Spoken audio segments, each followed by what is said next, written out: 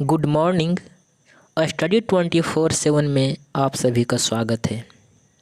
जैसा कि आप सभी को पता है कि मेरा नाम धीरज राज है और मैं आप लोग को हिंदी साहित्य जो नेट जीआरएफ में पूछा जाता है उसका तैयारी करवाता हूँ। तो आइए, आप लोगों का P/Q के भाग 2 में आप सभी का स्वागत है। इससे पहले मैंने P/Q का भाग 1 डाल दिया है, उसे आप लोग ज़रूर देख लें। वो मैंने 1 से लेकर के 25 क्वेश्चन तक उसमें मैंने सोल्व करवाया है। और P/Q जो शुरू होगी वो क्वेश्चन नंबर 26 से 50 तक होगी। मतलब कुल मिलाकर के ये 25 क्वेश्चन का सीरीज है। आप लोग लगातार बने रहिए, अंत तक देखिए, आने वाले एग्ज़ाम में बहुत ही महत्वपूर्ण होगा। तो चलिए आइए हम लोग देखते हैं क्वेश्चन नंबर 1, जो कि यहाँ पर लिखा हुआ है, जिसका नंबरिंग है 26। निम्नलिखित काव्य पंक्तियों को उनकी भाषा के साथ सुमेलित कीजिए।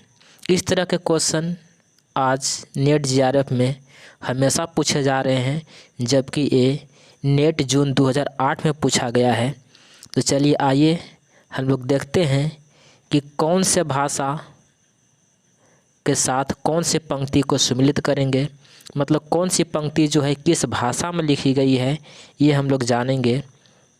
तो यहाँ पे देख पा रहे हैं कि लिखा हुआ है फर्स्ट में, जसुमती हरि पालने झुलावे। तो आप लोग को ये समझ में आ रहा होगा कि ये जो है ब्रज भाषा का है। किसका है? ये ब्रज भाषा का है। 1 का 3 आप लोग देखिए तो 1 का 3 2 में है, एक सी ऑप्शन में भी है और ए में भी है। चलिए आगे देखते हैं। तेहि अवसर एक तापस आवा, तेज पुंज लघु बयस सुहावा। ये कौन सी भाषा का है? तो यहाँ मैं देख पा रहा हूँ कि ये अवधि का है। बी का 2 जो है सी में नहीं है, मतलब इसका राइट आंसर हो जाएगा ऑप्शन नंबर ए। आप लोग भी एग्ज़ाम में सारा मिला कर के नहीं, क्योंकि टाइम का भी अभाव होता है, तो बस अगर फर्स्ट टाइम में ही पता चल जाता, अगर ए में 3 कहीं और नहीं होता तो मैं एक ही मार के निकल जाता। लेकिन 2 जगह पर दिया हुआ था ए में 3, एक ए में एक सी में, इसीलिए मैंने आगे भी चेक किया था। दूसरा मैंने देखा तो वो होगा अवधि भाषा। तो अवधि भाषा मतलब 5 नंबर, तो बी के 5। तो इसी कारण से इसका सही आंसर हो जाएगा ऑप्शन नंबर ए। चलिए फिर भी मैं इसके आगे देखता हूँ कि सी में लिखा हुआ जो लाइन है वो किस भाषा का है। तो अति रंग स्वामी सुमिली राती बेटी राजा भोज की। ते आप लोग को ये डिंगल भाषा की है। उसके बाद हम लोग देखते हैं, दखन है नगीना अंगूठी है ज, अंगूठी को हरकत नगीना है लग। ये जो है आप लोग को ये दखनी की है। तो चलिए अब हम लोग चलते हैं अगला प्रश्न में। प्रश्न संख्या 27 देखिए कूट वाली है। कूट वाली प्रश्न बहुत पूछे जाते हैं और थोड़ी मुश्किल भी होती है। चलिए आगे देखते हैं हम लोग 27 को। लिखा हुआ निम्नलिखित क्रिया रचना को उनके सही भाषा रूप से सुमेलित कीजिए। यहाँ ध्यान देंगे आप लोग कि इसमें पहला दिया हुआ है अयऊ, बी में है अइल, सी में है आवा, डी में है आओ, आयो। तो इसका देखते हैं कि फर्स्ट में जो दिया हुआ है अयऊ वो किस भाषा का है। तो ये आपको समझ में आ रहा होगा कि ये जो है वो अपभ्रंश का है। किसका है? अपभ्रंश का। उसी तरह से देखेंगे ए का कौन सा 3, ए का 3 किस में है?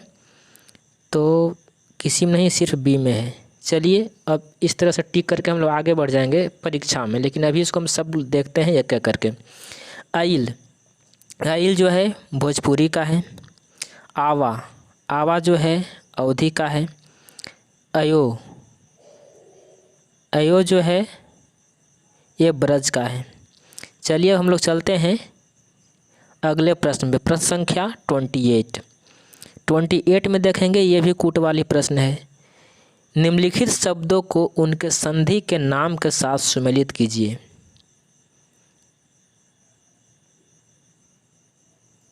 ट्वेंटी एट का, जिसमें पहले दिया हुआ है निरोग, दीर्घाकार, सदाचार, प्रत्यय। आपको बताना है कौन सी संधि है। तो निरोग जो है वो विसर्ग संधि है। कौन सा संधि है? निरोग जो है वो विसर्ग संधि है। मतलब एक का तीन किस में है? तो सिर्फ बी ऑप्शन में है। इसका राइट आंसर हो जाएगा ऑप्शन नंबर बी। चलिए आगे देखते हैं। दीर्घाकार जो है वो हो जाएगा दीर्घ संधि। सदाचार जो है वो हो जाएगा व्यंजन संधि। और प्रत्येक जो है हो जाएगा यन संधि। चलिए आइए हम लोग अब बढ़ते हैं अगले प्रश्न पे। प्रश्न संख्या 29। चलिए ये कूट वाली प्रश्न नहीं है, ये पूछा गया है नेट दिसंबर 2008 में। तो बताइए हिंदी भाषा का संबंध किससे है?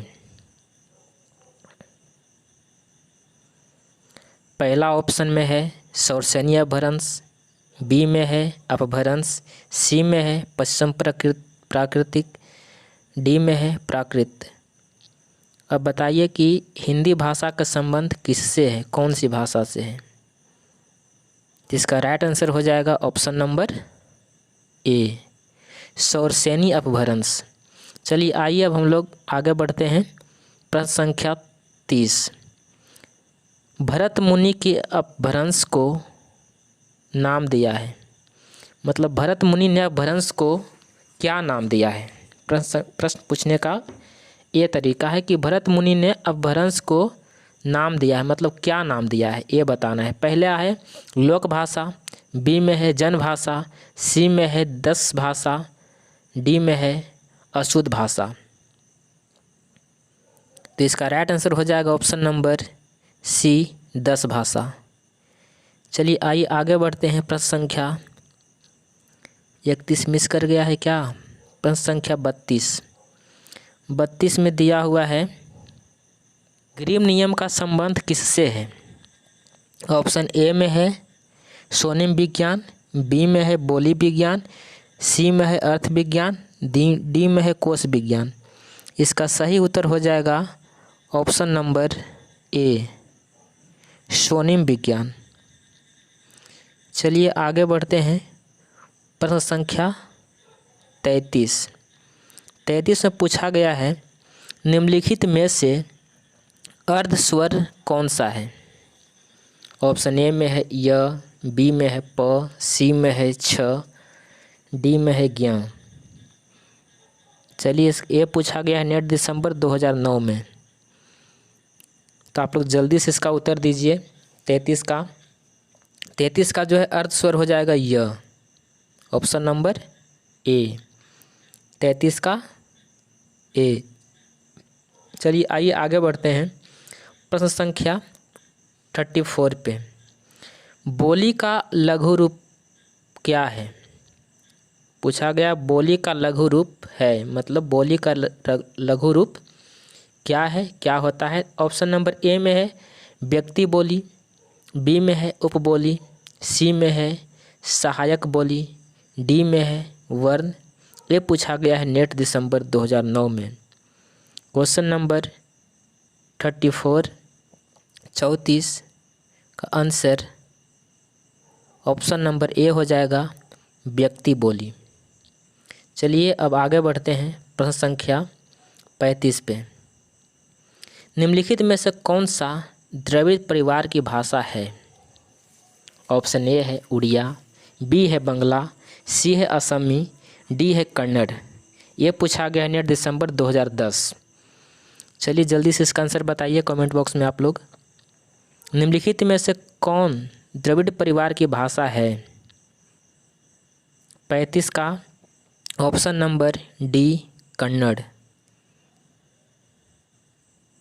चलिए आगे देखते हैं प्रश्न संख्या 36।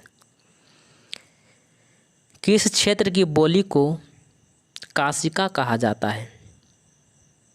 बताइए आप लोग, किस क्षेत्र की बोली को काशिका कहा जाता है? ऑप्शन है बैसवाड़ा, बी आरा भोजपुर, सी बनारस, डी मगध।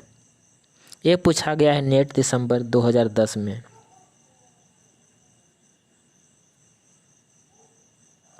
इसका सही उत्तर हो जाएगा ऑप्शन नंबर सी बनारस। 36 का सी बनारस। चलिए आगे बढ़ते हैं। प्रश्न संख्या 37। साहित्य अपभ्रंश को पुरानी हिंदी किसने कहा था? प्रश्न एक बार फिर से, साहित्य अपभ्रंश को पुरानी हिंदी किसने कहा था? यहाँ पे कई सारे महान साहित्यकार का नाम लिखा हुआ है। ऑप्शन ए में है रामचंद्र शुक्ल, बी में हजारी प्रसाद द्विवेदी, सी में है शिव सिंह सेंगर, डी में है राहुल शंकर तियाय। ये पूछा गया नेट दिसंबर 2010। मैं आप लोग को सारा वैसा ही क्वेश्चन करवाऊंगा जो पहले पूछा गया है और आगे आने की संभावना है। 36 का उत्तर दीजिए जल्दी कमेंट बॉक्स में। 37 का है सही उत्तर option number B Hazari Prasad Dwivedi. अपभ्रंश को पुरानी हिंदी हजारी प्रसाद द्विवेदी जी ने कहा था। चलिए आगे बढ़ते हैं। प्रश्न संख्या 38। निम्नलिखित में कौन सा बहुरूपीय परिवार की भाषा नहीं है? कौन है? ऐसा क्वेश्चन थोड़ा आसान होता है, अगर जब ये पूछा जाता है कि कौन नहीं है तो थोड़ी मुश्किल हो जाती है। चलिए आप लोग बताइए, निम्नलिखित में से कौन बहुरूपीय परिवार की भाषा नहीं है? ये पूछा गया है नेट दिसंबर 2011 में। ऑप्शन ए में है मराठी, बी में है गुजराती, सी में है मलयालम, डी में है हिंदी। इसका सही उत्तर हो जाएगा मलयालम जो है बहुरूपीय परिवार की नहीं है। बाकी सारे का सारे क्या है?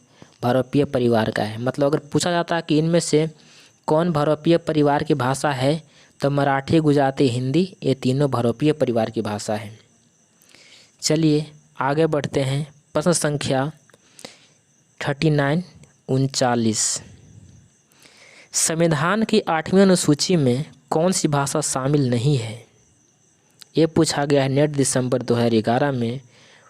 पहले में है option number A Bodo, B Maithili, C Bhojpuri, D Dogri. ये बहुत ही आसान प्रश्न है जो पूछा गया है दिसंबर 2011 में। ये आंसर आप सब लोग को पता होगा, जो कि अभी भोजपुरी जो है संविधान के 8वीं अनुसूची में शामिल नहीं किया गया है। अभी इनका संघर्ष जारी है 8वीं अनुसूची में शामिल होने की। चलिए आइए आगे बढ़ते हैं हम लोग। प्रश्न संख्या 40 पे, बिहारी उपभाषा वर्ग के अंतर्गत कौन सी बोली नहीं आती है? बिहारी उपभाषा वर्ग के अंतर्गत कौन सी बोली नहीं आती है? ऑप्शन ए में है भोजपुरी, बी में है बुंदेली, सी में है मगही, डी में है मैथिली। यह पूछा गया है नेट दिसंबर 2011 में। चलिए जल्दी से आप लोग आंसर कीजिए। प्रश्न संख्या 40 का ऑप्शन नंबर 2 बुंदेली। इसका राइट आंसर हो जाएगा बुंदेली। चलिए आगे बढ़ते हैं हम लोग। प्रश्न संख्या 41 पे, ये है खड़ी बोली के लिए सुनीत कुमार चटर्जी ने किस शब्द का प्रयोग किया है? खड़ी बोली के लिए सुनीत कुमार चटर्जी ने किस शब्द का प्रयोग किया है? ऑप्शन ए में है जनपदीप हिंदुस्तानी, बी वर्नाकुलर हिंदुस्तानी, सी कौरबी, डी रेखता। ये पूछा गया है नेट दिसंबर 2012 में। चलिए इसका राइट आंसर आप लोग जल्दी से कमेंट बॉक्स में बताएं। 41 का क्या होगा? इसका राइट आंसर होगा ऑप्शन नंबर ए जनपदीय हिंदुस्तानी। चलिए आइए अब हम लोग चलते हैं प्रश्न संख्या 42 पे, जो लिखा हुआ है हिंदी वर्णमाला में अ और सॉरी, ये इसमें कुछ मिस प्रिंटिंग हो गया है। ये होना चाहिए था अन और अ, तो इसको सुधार करके आप लोग को दिया जाएगा बाद में। इसको मानेंगे आप लोग ए अन और ए अ। तो अन और अ क्या है ये पूछा गया है। तो ऑप्शन ए में है स्वर है, व्यंजन है, अयोगवा है, डी संयुक्ताक्षर है। ये पूछा गया है नेट दिसंबर 2012 में। चलिए 42 का आप लोग आंसर दीजिए। अन और अ क्या है? इसका राइट आंसर हो जाएगा अयोगवाह। अन और अ क्या है? अयोगवाह है। चलिए आइए अब हम लोग देखते हैं क्वेश्चन नंबर 43। निम्नलिखित भाषा रूपों के उनके प्रयोक्ताओं को सम्मिलित कीजिए। यहाँ पर ऑप्शन ए में दिया हुआ है दखनी। दखनी का प्रवर्तक कौन होगा? तो इसका सही उत्तर हो जाएगा ए का 2। दखनी का हो जाएगा कुतुब शाह। अब ए देखिए, 2 जो है 2 ऑप्शन में है, ए में भी है और बी में भी है। तब आगे हम लोग देखेंगे बी ऑप्शन में क्या दिया हुआ है, कोसली। कोसली जो है किसका होगा ये आप लोग को बताना है। तो कोसली को हो जाएगा दामोदर पंडित। अब देखिए 1 भी है, बहुत ही मुश्किल, दोनों ऑप्शन को लेकर चलना पड़ रहा है। अब आगे देखते हैं ब्रजबुली। ब्रजबुली जो है ये है शंकर देव अवतरे। शंकर देव अवतरे ऑप्शन नंबर 4। तो ये है सी, मतलब दूसरे में। इसका राइट आंसर हो जाएगा ऑप्शन नंबर 2। अब देखिए कितनी मुश्किल है, आगे भी 3 ही लिखा हुआ है। तो कभी कभी इतने मुश्किल प्रश्न भी हो सकते हैं, अगर जो आप लोग सारा अगर पता नहीं होगा तो बहुत मुश्किल होगा इसको सॉल्व करना, इसको बनाना। संध्या भाषा किसका है? तो ये है सरहप्पा का। चलिए अब देखते हैं हम लोग अगला प्रश्न, प्रश्न संख्या 44। अपभ्रंश की उत्तरकालीन अवस्था का नाम है। मतलब पूछा गया है कि अपभ्रंश की उत्तरकालीन अवस्था का क्या नाम है। ऑप्शन ए में है पाली, बी में है प्राकृत, सी में है संस्कृत, डी में है अवहट। इसका राइट आंसर हो जाएगा डी अवहट।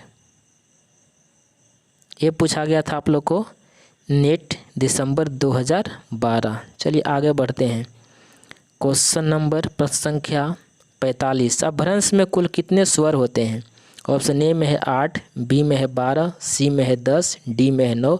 ये भी पूछा गया है नेट दिसंबर 2012 में। इसका राइट आंसर हो जाएगा अपभ्रंश में कुल कितने स्वर है? तो 8 स्वर है। अपभ्रंश में याद रखेंगे कितना स्वर? 8 स्वर, बहुत ही इंपॉर्टेंट। चलिए आगे बढ़ते हैं। 46। मगही किस हिंदी प्रदेश की बोली है? मगही जो है किस हिंदी प्रदेश की बोली है ये आप लोग बताएंगे। ऑप्शन नंबर ए में है मध्य प्रदेश, बी में है बिहार, सी में है राजस्थान, डी में है छत्तीसगढ़। ये पूछा गया है नेट दिसंबर 2012 में। इसका सही उत्तर आप लोग कमेंट बॉक्स में बताएं। इसका सही उत्तर हो जाएगा मगही जो है बिहार में, और बिहार में भी आप देखेंगे तो कहीं भी कभी मिलेगा आपको गया वाला एरिया या फिर मगध वाला एरिया कह सकते हैं, ये सब आते हैं मगही क्षेत्र में। चलिए आगे बढ़ते हैं हम लोग प्रश्न संख्या 47 पे। हिंदी भाषा और उसका विकास का ये सीरीज चल रहा है, उसमें देखेंगे प्रश्न संख्या 47। भाषाओं के पारिवारिक वर्गीकरण का आधार है। भाषाओं के पारिवारिक वर्गीकरण का आधार है। ऑप्शन नंबर ए है रूप रचना, बी है ध्वनि, सी है इतिहास, डी है अर्थ। ये पूछा गया है नेट दिसंबर 2012। इसका राइट आंसर बताइए क्या होगा। इसका राइट आंसर हो जाएगा सी इतिहास। चलिए आगे चलते हैं प्रश्न संख्या 48 पे। ब्रह्म लिपि के विकास का अनुक्रम क्या है। ये अनुक्रम वाले क्वेश्चन बहुत पूछते हैं। ये आपको या तो साहित्यकार के बारे में पूछ लेंगे कि कौन सा साहित्यकार किस काल में था, ये उनके किताब के बारे में पूछ लेंगे कि उनके काल बताइए कि कब पहले कौन आया बाद में कौन आया। उसी तरह से पूछा गया है कि ब्राह्मी लिपि के विकास का अनुक्रम क्या है। ब्राह्मी लिपि का जो विकास हुआ है वो किस अनुक्रम में हुआ है। तो यहाँ पर आपके पास 4 ऑप्शन दिया हुआ है। ए में दिया हुआ है ब्राह्मी लिपि, गुप्त लिपि, कुटिल लिपि, देवनागरी लिपि। बी में दिया हुआ है कुटिल लिपि, ब्राह्मी लिपि, गुप्त लिपि, देवनागरी लिपि। सी में दिया हुआ है ब्राह्मी लिपि, देवनागरी लिपि, गुप्त लिपि, कुटिल लिपि। डी में दिया हुआ है देवनागरी लिपि, ब्राह्मी लिपि, कुटिल लिपि, गुप्त लिपि। ये पूछा गया है नेट दिसंबर 2012 में। चलिए आप लोग इसका सही उत्तर बताएं। इसका सही उत्तर हो जाएगा ऑप्शन नंबर ए, ब्रह्म लिपि, गुप्त लिपि, कुटिल लिपि, उसके बाद देवनागरी लिपि। चलिए आइए आगे बढ़ते हैं हम लोग। प्रश्न संख्या 49 देखिए कूट वाली है। भाषा की उत्पत्ति के संबंध में निम्नलिखित सिद्धांतों को उनके प्रतिपादकों के साथ सुमेलित कीजिए। एक तरफ है प्रतिपादक, दूसरी तरफ है सिद्धांत। तो चलिए देखते हैं हम लोग धातु सिद्धांत। धातु सिद्धांत किससे है, तो ये हो जाएगा हेज। किससे है धातु सिद्धांत? हेज से है। Option number 5। 1 के 5 सिर्फ सी में है, तो राइट आंसर इसका हो जाएगा ऑप्शन नंबर सी। चलिए फिर भी हम लोग आगे देखते हैं। तो ये है यो है हो सिद्धांत। ये है ऑप्शन नंबर 4 न्यायर। इंगित सिद्धांत ये हो जाएगा राय। संपर्क सिद्धांत ये हो जाएगा रेवेज। चलिए इस तरह से हम लोग 49 क्वेश्चन में पहुंच गए हैं। अब अंतिम और लास्ट क्वेश्चन आप लोग के बीच है। आरा का बोली क्षेत्र है, मतलब आरा का बोली क्षेत्र बताइए। मतलब उस आरा क्षेत्र में कौन सी बोली बोली जाती है। तो पहला यहाँ पे है अवधी, दूसरा है खड़ी बोली, सी है ब्रज, डी है छत्तीसगढ़ी। आप लोग को बताना है आगरा का बोली क्या है। ये पूछा गया है नेट दिसंबर 2012 में। तो इसका सही उत्तर हो जाएगा ब्रज। आप लोग अच्छे से जानते होंगे कि आगरा साइड में ब्रज बोला जाता है। इस प्रकार आज का P/Q का भाग 2 समाप्त हुआ और आपको लास्ट में ये सब का आंसर भी दिया हुआ है। ये आप लोग हमारा टेलीग्राम चैनल पे इसको अपलोड कर दिया जाएगा। आप लोग वहाँ से इसको PDF के रूप में डाउनलोड कर लेंगे। आज के लिए इतना ही। मिलते हैं नेक्स्ट वीडियो में, मतलब P/Q के भाग 3 में। और चल रहा है क्या, हिंदी भाषा और उसका विकास। ये मैंने 100 प्रश्न लाऊंगा हर एक टॉपिक से, और 100 प्रश्न में से एक भी ऐसा नहीं रहेगा जो इससे बाहर रहेगा। अगर आप 100 क्वेश्चन हर एक टॉपिक का कर लेंगे तो आपका नेट JRF होना बहुत ही आसान हो जाएगा। चलिए वीडियो काफ़ी लंबी हो चुकी है। आज के लिए इतना ही। मिलते हैं अगले वीडियो में। तब तक के लिए बहुत बहुत धन्यवाद।